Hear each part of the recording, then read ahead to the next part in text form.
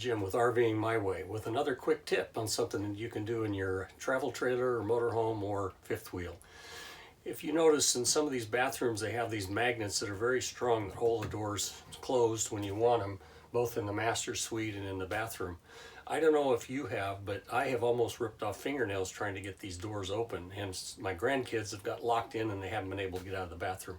So I came up with this idea here. This is a cover plate that goes over the top of the square one, and I have one that goes over the round one over here. The existing screws go through here, and it just provides a bit of a space between the magnet and the strike plate, which allows it not to be so strong, but it still holds. So this is another quick tip from Jim Wood, RVing My Way. Thank you.